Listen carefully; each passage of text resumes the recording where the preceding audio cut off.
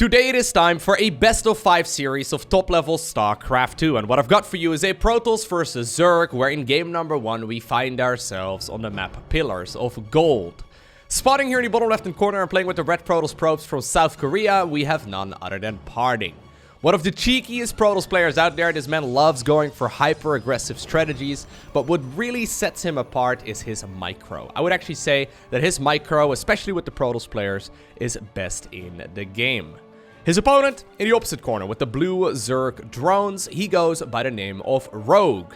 Now Rogue, while he has got phenomenal late game, he's one of the most successful Zerg players of all time. What I feel like really describes him is abusive playstyle. So he plays whatever is strongest in the current meta, and that's kind of his go-to. Now, look at that, actually. I just introduced him as a cheeky Protoss player. There's actually a cannon rush coming up right here in game number 1. We barely ever see cannon rushes, especially at the professional level. Rogue sending over the Overlord, so he sees that a pylon is coming up, but the thing is, he's playing against PartinG, and PartinG does this kind of thing even when he's not cannon rushing, just to try and make the opponent freak out. So there's a single drone coming down. I feel like if this was another Zerg player, or another Protoss player rather, Rogue probably would have pulled a couple more drones. Right now, he's in a bit of a weird position because that photon cannon is going up. There's a pylon over there as well, reducing the service area. A gateway is being built right over here as well by PartinG, and I think actually, oh, would you look at that, he even blocks those units in. That photon cannon is gonna finish. There's only 2 drones actually attacking it right now. If you have it attacked by 3 or 4 drones, it will be killed.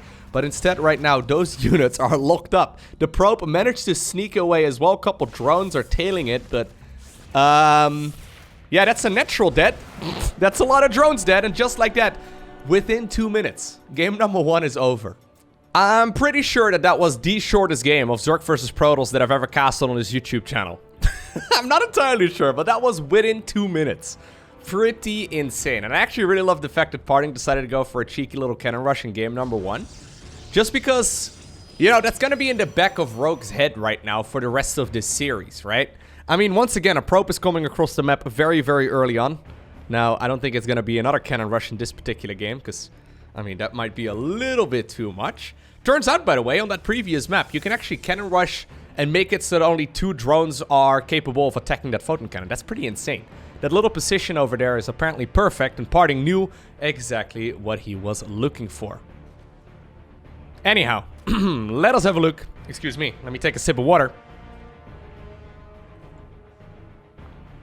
What I was going to say is, let us have a look at what this series will bring here. So, that probe over there, just going to block the natural here from going up for now. It's going to be a gateway, though. Just a regular, good old gateway. Kind of boring, right? Kind of vanilla, but I guess it is what it is. We can't expect a cannon rush every single game. That was pretty much perfect, though. I don't think you could really improve on that cannon rush in any way. That was really nicely done. Alrighty, so sometimes, when you're forced to take the third base rather than your natural expansion, you might think as a Zerg player, oh crap, he's gonna cannon rush this one as well, right? But one of the real strengths of a cannon rush is the fact that it doesn't only just kill the hatchery and maybe a couple drones, is that it also sort of contains the Zerg player on their base, right? So say, for example, there's a couple photon cannons over in this area of the map.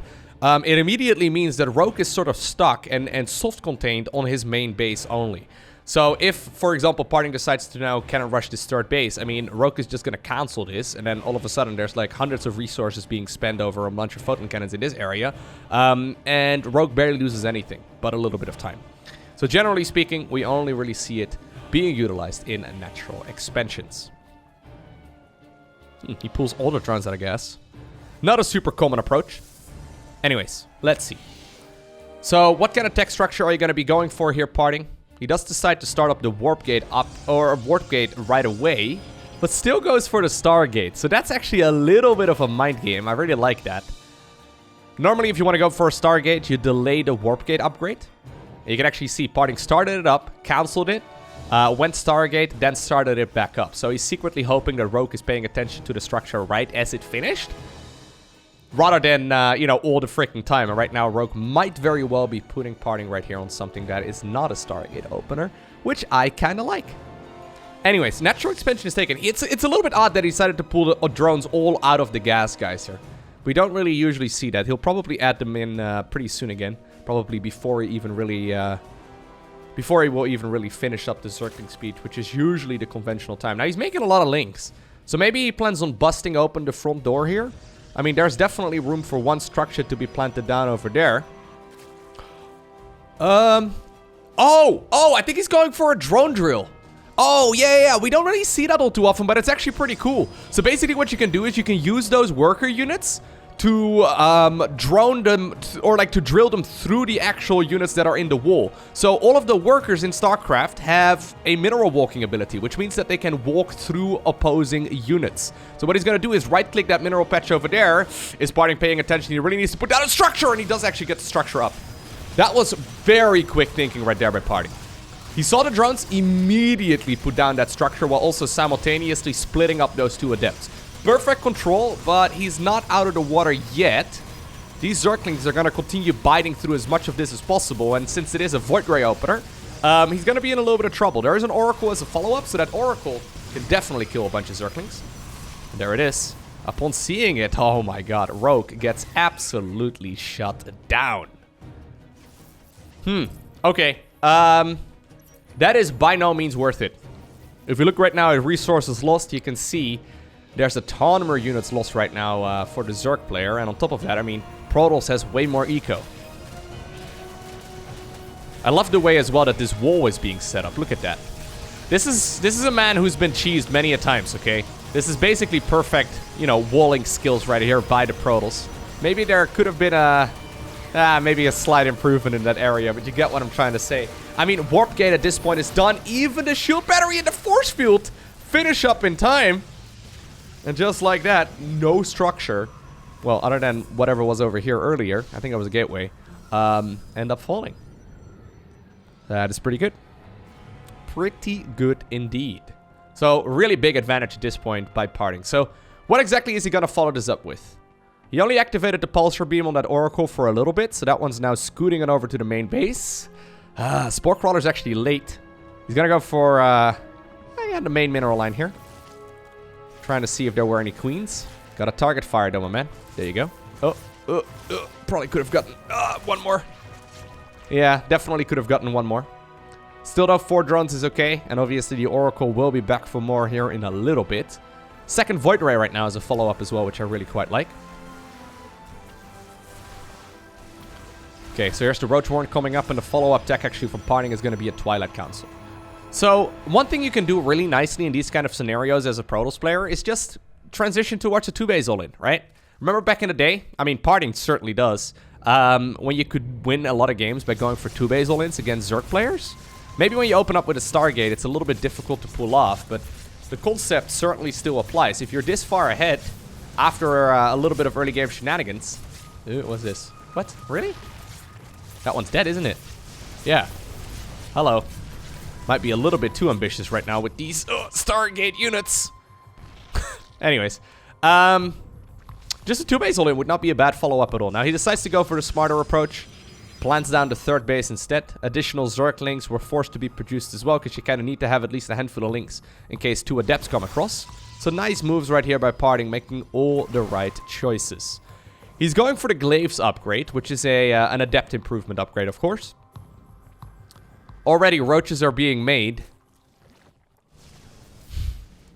This is, even though like the worker counts right now are pretty much even, this is really, really good right now for Protoss. He doesn't even really need to deal damage with these adepts. He's actually pushing before Glaives is even done.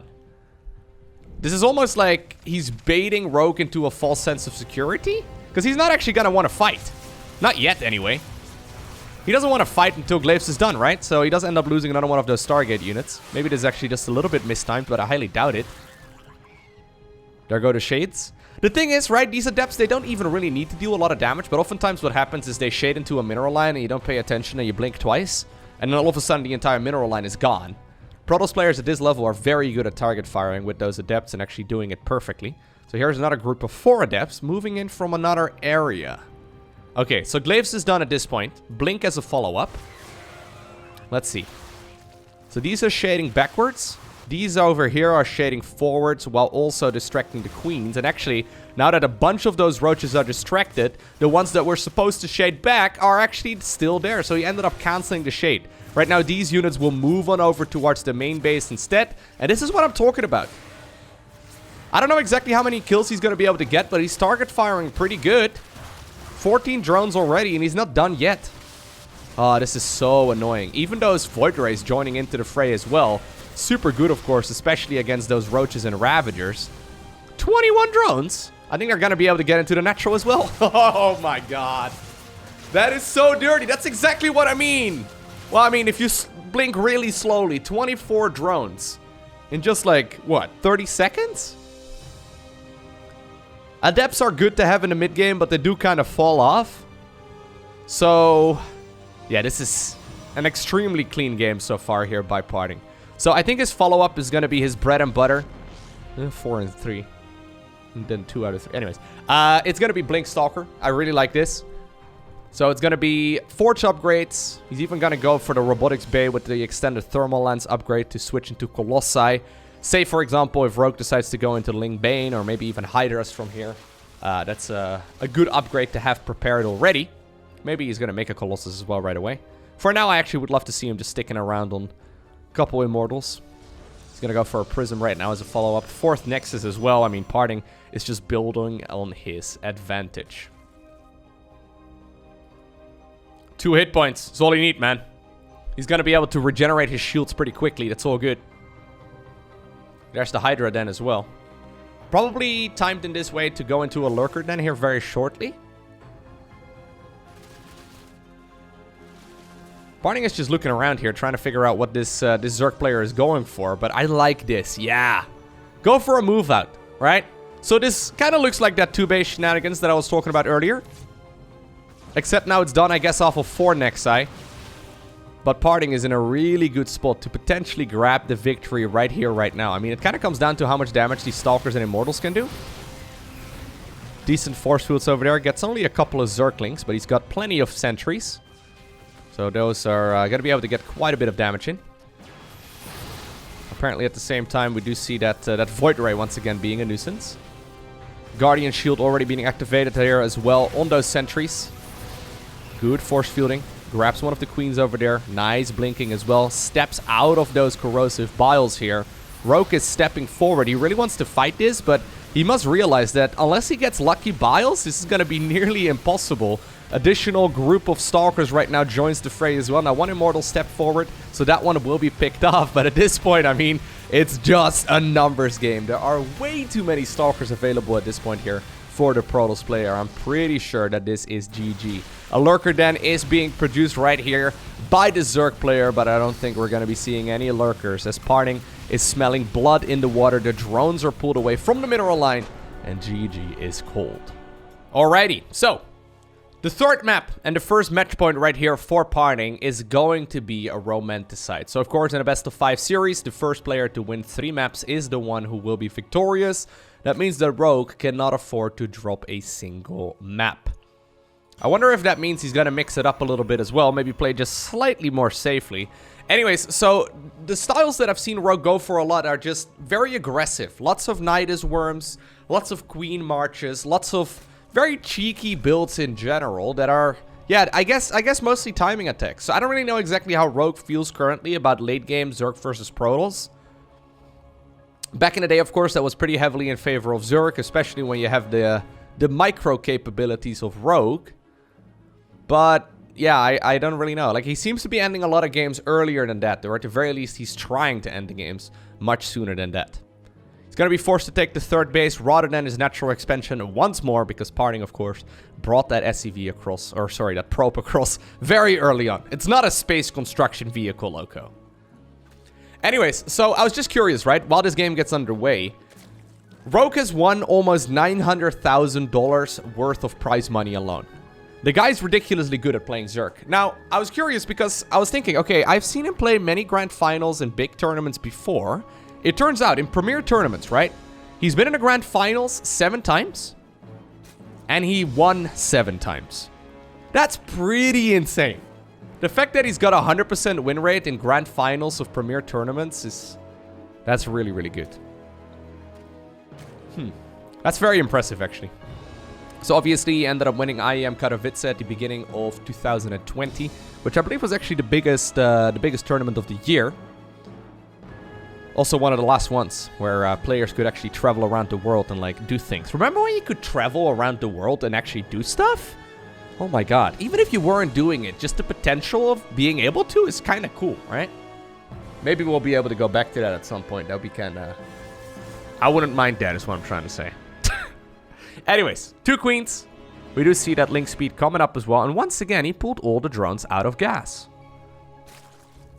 He did that when he went for the drone drill too. I wonder if this is Rogue once again planning on going for a drone drill? Or if he's planning on... Yeah, I'm not sure. Maybe he just wanted to show the fact that he pulled 3 drones out of gas once more. Just to like make his opponent think. I don't know. I don't know. There's certainly some mind games going on though. Speaking of mind games. Parting actually purposefully started up the Warp Gate upgrade late. To make it look like this is a Stargate opener. But this time around, actually, it's going to be a Twilight Council instead. So there's a lot of mind games being played here. And some that I'm probably not even highlighting. Where both players are like trying to play, you know, a smart game. To trick the opponent almost. Try to force them to make bad ideas and bad decisions. It's going to be the Dark Shrine as a follow-up. So when you go for the DTU build, you don't actually need your Cybercore upgrade that early on. I really love the fact that he decided to go for a Stalker after the Adept. Just so you can kill any scouting overlords as well. And since there's no overlord speed coming up here, a rogue is just simply not going to know. The thing is, when you trick your opponent into thinking that it's going to be a Stargate opener, they're going to make Spore Crawlers, right? More than likely. Usually about 335 or so. I mean, he's got plenty of queens here, so... Well, there it is, yeah. So he's got plenty of queens over there, but no queens... Or not enough queens, rather, in the main base. So he does start up a Spore. But the Spore Crawlers obviously also immediately are very effective when it comes to dealing with DTs because they're detectors, right? So the idea is cool. The concept is really cool, but it can also kind of backfire, right? When you make your opponent think it's a Stargate, force out Spore Crawlers, and then you show up with DTs that accidentally end up being countered because they were trying to counter a freaking, you know, Stargate opener. Anyway, one thing I do like about DT openers these days is that since there are a lot of very aggressive builds, and since a lot of those Zerg builds are done off of hatchery tech, so no lair, which means no overseers, right? Oftentimes the end result is that they're not going to have any detection available on the move, and you can obviously defend very easily as well with those Dark Templar. So this is odd as well. This is so inefficient because they're walking across the map rather than going with a prism. All inefficient build orders just to try and outsmart the opponent. Looks like these Zerglings over here, though, are being awfully efficient. He doesn't actually want to use... is he gonna... Yeah, he's gonna keep at least one of them alive. He doesn't really want to use the units for defense, I don't think, because he's hoping he can outsmart... Nobody. Those DTs are not doing anything. He's hoping he can be smart over there, but... Yeah, right now he's forced to warp in Dark Templar defensively as well. And while I think that these Zerglings are all gonna get killed... Well, at least for these two, apparently, for now... the Nexus, it's still up, right? It's something, but I don't think I like this idea too much right now for the Protoss player. I mean, even though DTs are very good at killing Zerglings, you do need quite a few if you actually want to... There's more links coming up. Is he gonna get killed? Oh, no. Oh, that third is dead. Oh, that's so unlucky. Well, I mean... I don't like the word unlucky, man. Unlucky in StarCraft 2 never really do very well. Is that shield battery not in range? That's unfortunate. Okay. So, it's gonna be a lair right now as a follow-up. Pretty risky, right? Because we've all seen that many times before where like 3 Dark Templars show up and they just right-click on a freaking Spore Crawler and then the Spore Crawler dies and the Dark Templar kill everything. Apparently he felt pretty confident about that. And he's gonna follow it up right now with a Spire. So I'm assuming that this is gonna be Mutas as a follow-up. Quite like that idea, right? Now there is gonna be Blink right now already as well for Parting. So that's something. But there's not gonna be Phoenixes. There's likely not gonna be a lot of Archons. Storm is definitely not gonna be done yet. Yeah, Mutas can certainly get some work in. Oh, I really like that. Overseer up on the high ground. Alright. Now, maybe you morph them into Archons, dude. Archons are, yeah, are they just not cool anymore? Like, what's wrong with Archons? Are we just hating on Archons now? That's a dead. Yeah, okay. This is going from bad to worse right now. Did he have to... Yeah, he did at the very least right there see that spire. No recall available. No, probably knew that it wasn't going to be... actually, no, it wasn't cooldown. Oh, I thought maybe he knew that he wasn't going to be able to recall it out in time. But I think usually you can if you morph it in fast enough. Anyways, this is definitely not PartinG's game so far. So, Rogue happily saving up some minerals and gas right now, so he can make a big influx of mutas here very quickly. Luckily for PartinG, he did already go for the blink upgrade, so that's something. But even when you have blink, it's not like those mutas are then all of a sudden not going to get any damage in. There's a big road push coming up as well. I think that was maybe an hallucinated phoenix or something along those lines that got picked off instead of the main base. Yeah. So these roaches over here are just mostly to pull all of those stalkers to the front. And then the mutas can go in through the back. There they are. The flappy boys. The flippy flappies. Ready to go into, I guess, the natural expansion. There's one spore over here, which is nice. Roach is already cycling towards the left, it seems. Yeah, I think Roach is on the left side and then mutas in the natural makes the most sense. Right? Try and really pull that Protoss player apart. Okay, PartinG currently has 69 workers. That's pretty nice. But I feel like it's going to be less really, really soon. Yeah, so Stalkers will indeed be recalled. But that means that half the army is not going to be present. They get recalled towards the natural. So where do the mutas go? They flippy flap on over towards the main base. And this is just like those adepts from earlier. You blink twice. And those mutas will kill half a mineral line. Now maybe this is all not ideal. I think maybe he could have gone for the roaches over here as well. I really feel like he probably could have gotten some damage in. Mutas are going to pick off that war prism as well, which is nice. You can see right now the supply count, right? It's kind of exploding. We're talking an 80 supply advantage right now for the Zerg.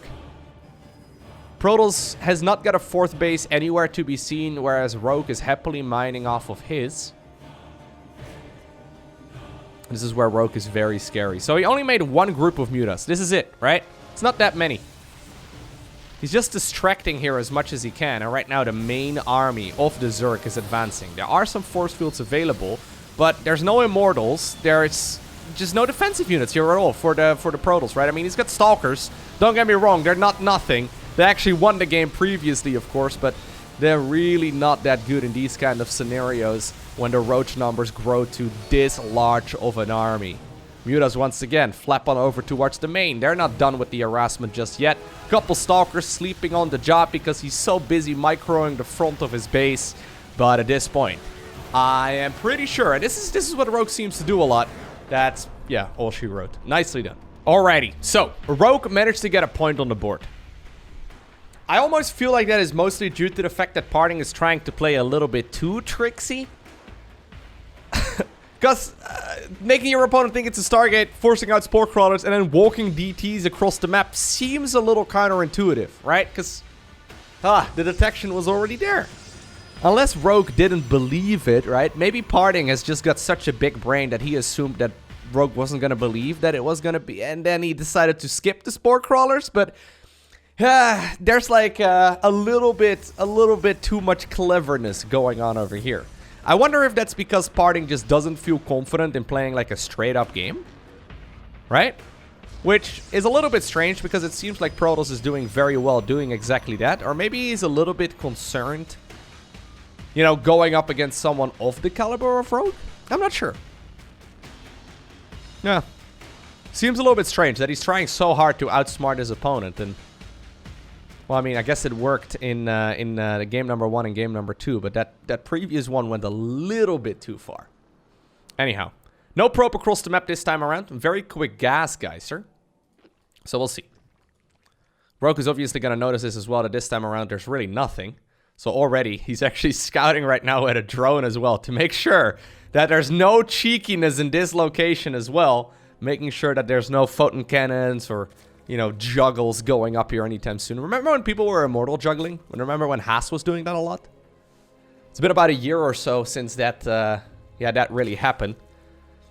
I mean, they obviously made the Immortal more expensive, and I believe they made the Prism more expensive as well, if I recall correctly. Not entirely sure, but basically that style over the last year or two has gotten nerfed a couple times because it was maybe just a little bit too obnoxious, right? It was fun for a little while, but then everyone started doing it, and I mean, turns out if you didn't scout it, you just kind of died. But I would love to see it again every once in a while. At least judging by that little drone movement there, I think that Rogue, you know, made the assumption that it's gonna be, at the very least, still a possibility. Okay. This time around, no Stargate, no Twilight, straight into a Robo facility. Only a single gas so far as well inside of the main base. So it looks like Parting once again. It's got, he's got something up his sleeve. Also decided to go for a Stalker first. Now, I can bet you right now that Rogue is thinking, okay, Stalker first, we saw the Robo, or sorry, Stalker first, we saw the Cybercore spinning. That means that at least 100 gas was being spent right there by the Protoss player. What could he be going for right now? It's certainly not a Stargate. Could be something else, though. It could once again be a trick. He decides to go for the Overlord speed upgrade this time around to confirm exactly what it is that this Protoss player is going for. Notice that he's delaying Zergling speed to get that up. So Link speed is going to be quite a bit later in this game, but because of the fact that he saw a Stalker first, he doesn't really need Link speed nearly this early.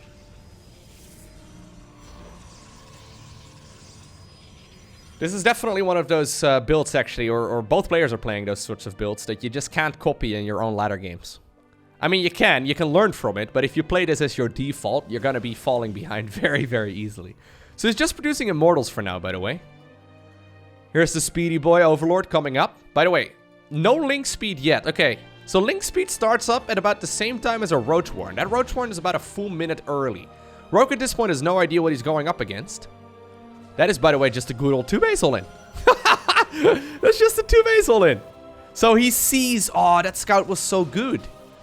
You see that? Like, he didn't even scout for the Robo or anything like that. He just scouted for the gas.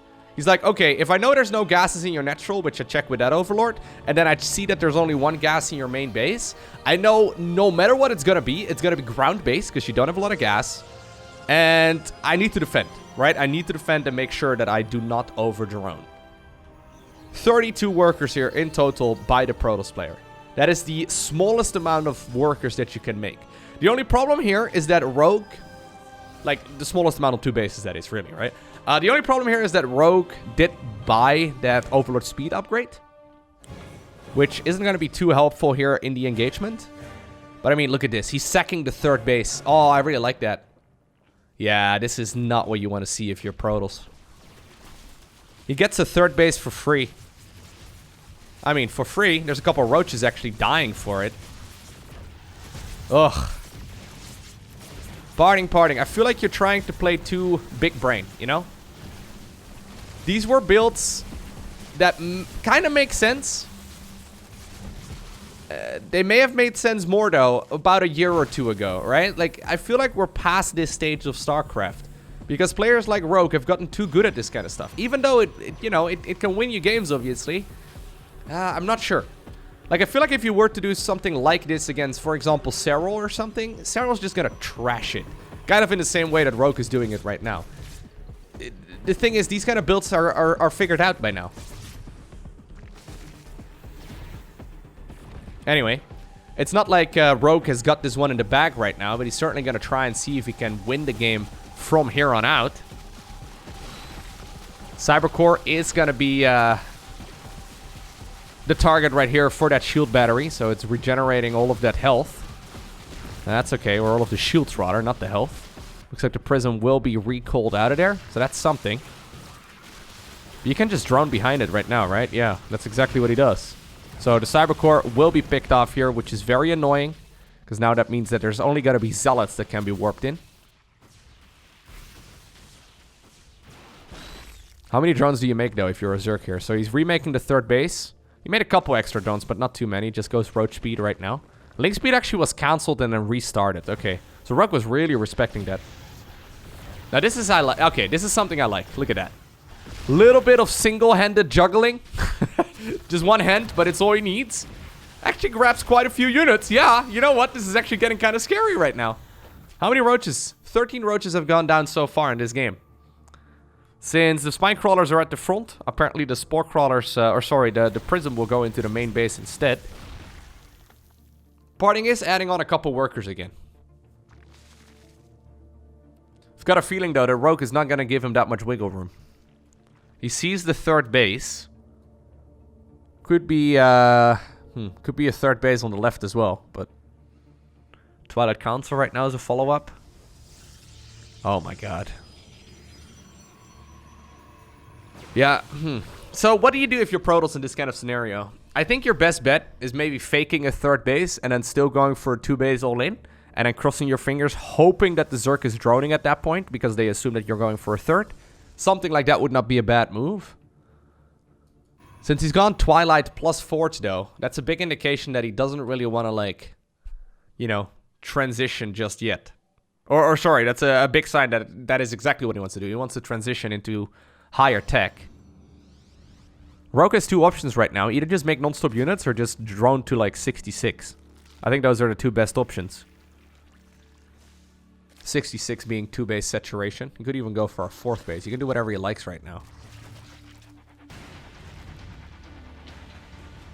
Now, Parting is known to pull rabbits out of hats in these kind of scenarios. He's very good at getting maximum value out of his units. He really needs a battery over here, though. Yeah, okay. Without a battery at the front, it's going to be very difficult to hold on to that third. If Zerg can kill the third, I mean, Protoss just going to bleed dry, right? Like that main and natural are going to run low very quickly.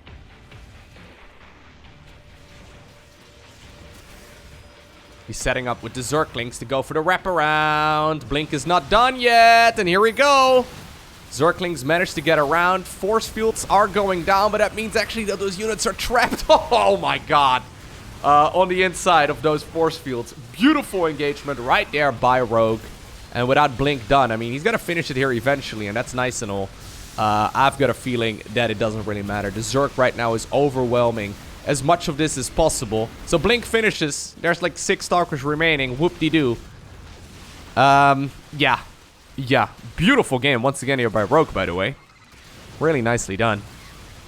It all started from that Overlord speed, right? I wonder what would have happened if we went straight into Link speed instead and just, you know, made like, I don't know, 45 to 50 drones or so. I think that would have been game over. Alrighty, so there we go.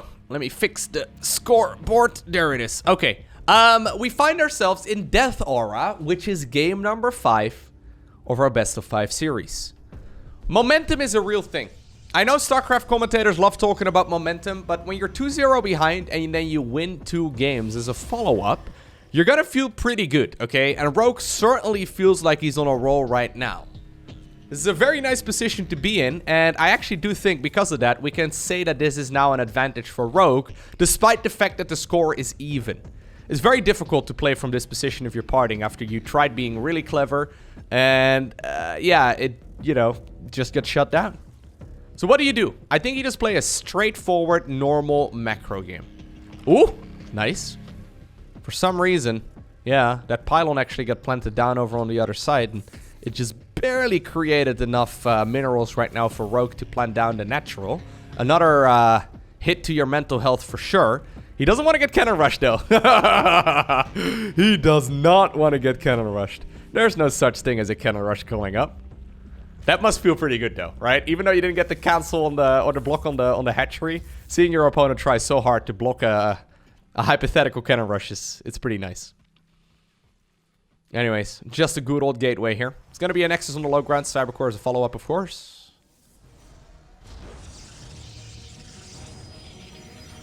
That was a little bit odd. Did you see that? That's a little bit strange. So he sent the drone, or the probe rather, to the minerals, then queued it up to make the Nexus, then he realized, wait a second, I'm already at 400, then made the Nexus, then he sent it back, and he's like, wait a second, I want to put down the Cybercore instead. So that probe was sent to mine minerals about a dozen times there, and never actually mined any minerals. Which, once again, not a big deal at all. But it does show, since this build is done, like, thousands and thousands of times, that maybe parting is just a slight smidgen off. That's not even a word, is it? Schmitzgen? I made it a German word for some reason. Anyhow. Rogue so far looking real solid. Link speed? No? He decided to actually add on a couple drones here instead. There's link speed. Decides to leave one drone instead of that gas geyser this time around. So very conventional start. Parting, no tricks this time around. Goes straight into the Stargate opener. Overseer over here mostly wants to see in what direction that Adept is going to go. So he sees the shade right now. And that means that the Zerglings, well, they can either go across the map through a path that Adept is not traveling. Or he can send them back home to defend against an Adept on his side of the map. Third hatchery has already started up. It's going to be Adept into Adept. So upon seeing that, I think Rogue is probably going to send that OV into the main base. You might see that here in a little bit. At this point, Parting doesn't know yet about the third hatchery. So this is a very conventional game. This is the way that we see, I would say like 99% of the ZVPs develop. Okay, well, you know, this is what we would call like the average game of ZVP. It's how most of the macro games at the very least open right now at a high level. There's a lot of, well, this is a little bit strange, but there's a lot of very clever builds being played right now as well, where you just try to constantly outsmart the opponent. This Overlord is going to figure out what kind of build order it's going to be. Turns out it's lasers. Bzz, bzz. Lasers are good, man. He does actually see that the Oracle is now coming up as a follow-up as well, and Spore Crawlers are planted down in the 2 mining bases right away. Third Nexus coming up. Okay, so that's a very quick third Nexus. A little bit brave because Rogue has shown us a lot of Zerglings so far throughout this game, or throughout this series rather.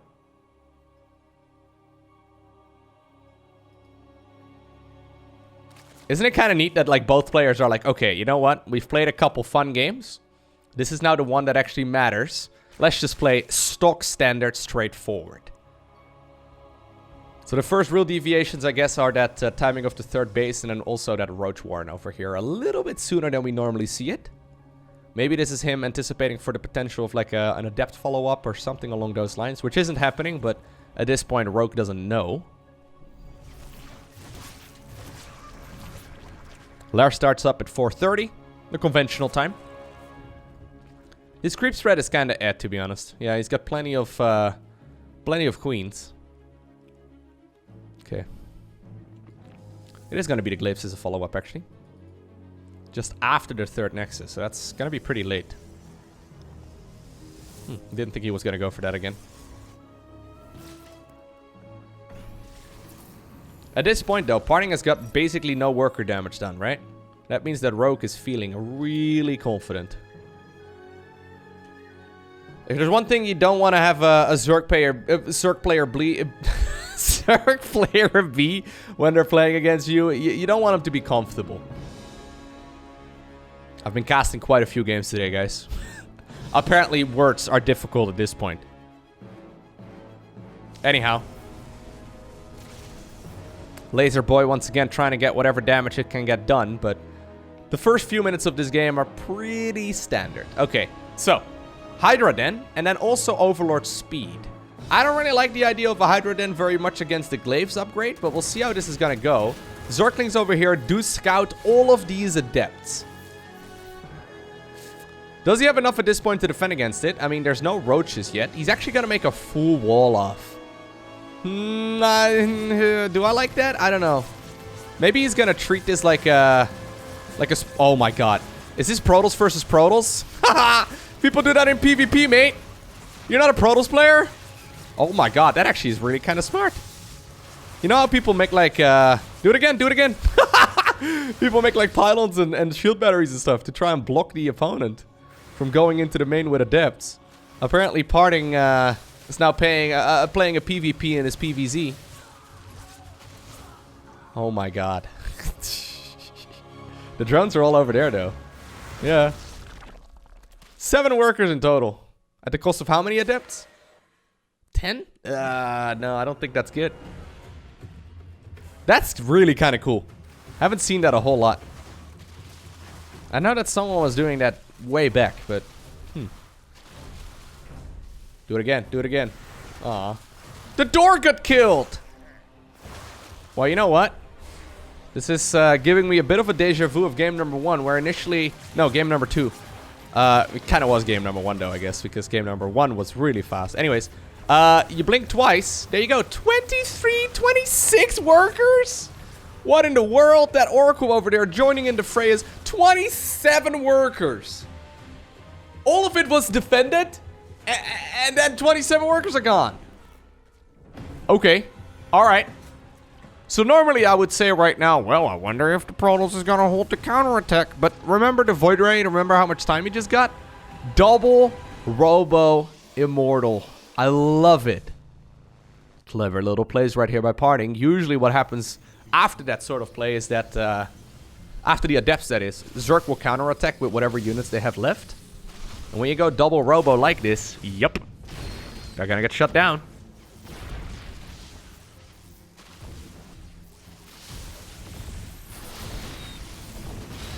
Still grabs quite a few probes here as well, though. Not bad at all, but he loses a lot of roaches.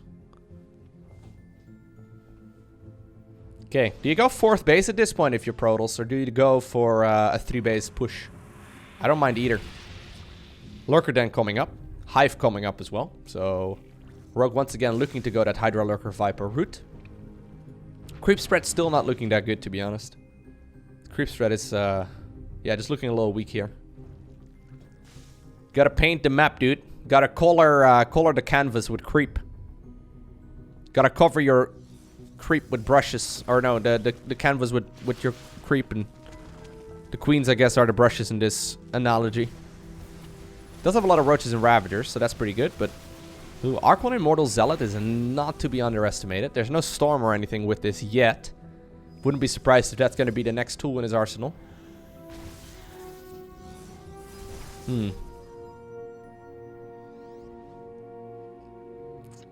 So pushing up a ramp is always tricky, right? He's actually decided to split up his army. There's only one Immortal right here on the left. 3 of them on the right. Zealots do charge forward, but most of them are gone right now. Looks like most of those Immortals on the right were busy attacking the hatchery. I don't think that's really needed. Manages to regroup his army once again. Reinforcing roaches are spawning right now. A couple additional Zealots are coming up. And that cheeky Overseer from, or that Void Ray rather from earlier, is getting quite a bit of damage done as well. Honestly, killing the Roach Warren isn't even a terrible idea. Yeah, just gunned that one down, so it means it's only going to be Hydras and Lynx right now. But I think there's still enough Roaches left over to clean most of these units up. And despite the fact that Rogue just ended up losing a ton of drones, he replaced those very quickly. Realized the fact, of course, that his opponent ended up losing quite a few of those Adepts as well. So any follow-up push was going to be quite a bit weaker from the Protoss player. And we see that push happening right here. 7 drones go down in the midst of all of this, but... Parting realized about halfway through that fight that he needed another base to expand to, so he did decide to go for another expo. Which, yeah, puts him in a decent enough spot, but I don't think he did enough damage there with that push.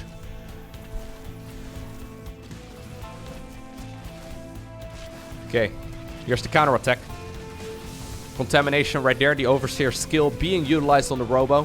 Temporarily cancelling production on that one. One of the most underused skills in all of StarCraft, but I actually really, really like it. Zealot's still getting some work in, actually. These 2 Zealots are, yeah, are doing quite well. Okay, Storm is now coming up as well for Parting.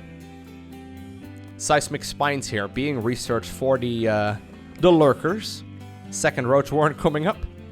Did he get both of the Hydra upgrades? No, only the ranged, so no speed just yet. Sonic Storm is going to finish here for the Protoss, so Archon Immortal Zealot Storm is a classic unit composition. It's usually pretty good against most things ground, but against a lot of Lurkers, the Lurkers are just going to overwhelm it. So he's got to be careful that he doesn't accidentally step in the lava. There we go, 6 Lurkers coming up. With the Seismic Spines ability, the ranged upgrade for those Lurkers are really quite good against High Templar. Without it, it's a little bit shaky, but... Parting hasn't made a transition towards late-game units just yet. He's still stuck on mid-game tech. I don't know if you realize at this point that Lurkers are going to be the name of the game. I don't think he's seen the Lurker Den, no. So, he hasn't made a transition towards Skytools units just yet. Would love to see a second Stargate or even a third Stargate and then transition towards the Fleet Beacon too. But he's only on 4 bases. That's not that much.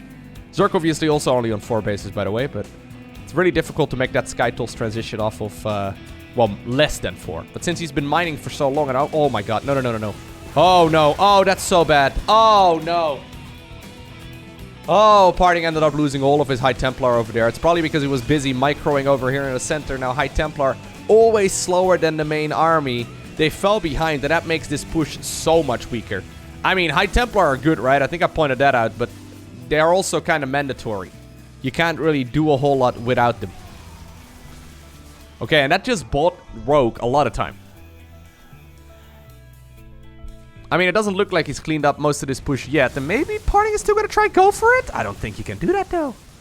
Nah, dude. Way, way, way too many lurkers. There's the fleet beacon finally coming up. Now, if you can snipe a hatch, that would be kind of cool. Yeah. Getting close.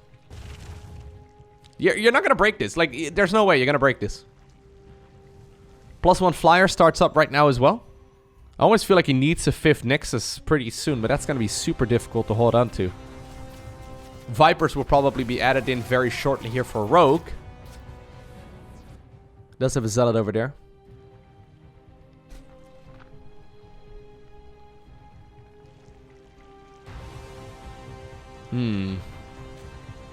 Okay, so there's the 5th Nexus. Now, Rogue is rather late, though, on his 5th base. He's concerned a little bit, I guess. Especially if this base falls and Parting can keep that 5th base of his alive.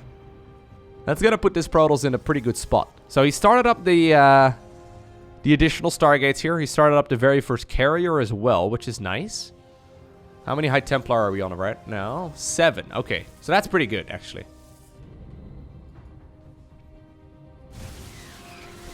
Okay, so there's Zealots were waiting to go in when the Zerg was distracted.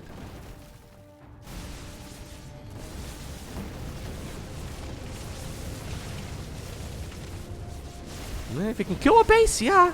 Immortals don't mess around, man. Immortals kill a base real quick. There you go. Nicely done. Here's the real problem, though, for Parting right now. Big army has moved across the map, and there's no carriers out yet. Carriers take roughly about 2.5 years to produce, give or take. So, yeah, they're very, very, very slow to build. Also, against well-upgraded, you know, Hydra Lurker, +3 right there on those units. The unupgraded carriers are going to be, yeah, tickling them mostly. It's not going to deal that much damage. The Zerg units are going to kill those interceptors really quite quickly, although there's really not that much anti-air in this army right now. 5th Nexus gets killed. A couple reinforcing units will be picked off as well. Oh, High Templar, High Templar. Oh my god, don't lose the High Templar again. No, not again. Okay, he does get a storm off this time around, but I mean, that's only one storm at the cost of like 7 High Templar. Second storm also comes up. There are a couple of Void Rays still available. Carriers are also joining the fray. There is no anti-air here. Am I crazy? Like, there's no anti-air here at all for the Zerg. I mean, a couple additional Hydras come up, but that's really not that much. Okay. Thing is, though, the Lurkers have already done their duties, apparently. They killed the 5th, they killed the 4th. Now they're running away for their lives. And obviously, as soon as they get back home, Zerg is going to reinforce this with additional Hydralisks. Oh my god. We don't see a lot of reverse sweeps in StarCraft 2, where like one player is 2-0 ahead, and then the other one ends up winning 3-2. But I feel like we're entering that territory right now. It's very uncommon, actually. Winning 3 games in a row against high-level players is very tricky. Yeah, that Zealot is super dead. That's the deadest Zealot I've ever seen.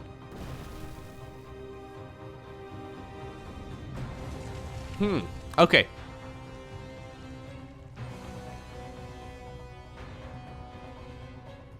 So he's gonna try and take the base on the left this time. So this map is a little bit tricky. Like, I feel like if there was a 5th base over here, it would be so much easier for Protoss to play. Like, you have to take one of those bases that's kind of out of the way, right? Like, you can't really take one of the easier ones. There's just no option for it. Now, once you get one of them up, it's easier to expand from there, but it's difficult to even establish them. Hydras and Lurkers. Oh my god, this is... I think this is too much, man. Love the way that he's positioning those Lurkers as well, making sure that those High Templar cannot land the storms on those Hydralisks. Technically speaking, this army is really quite good against the army of Rogue, but... Oh my god, if he can kill those... Oh, he's gonna... Oh, the High Templar again! Oh my god. I've seen so many dead High Templar this game, it makes me sad. They're just really not getting enough done. Okay, maybe finally they're going to be able to add in some damage as well. Pretty good dodges right there on those storms. Probes on the left, not really achieving a whole lot.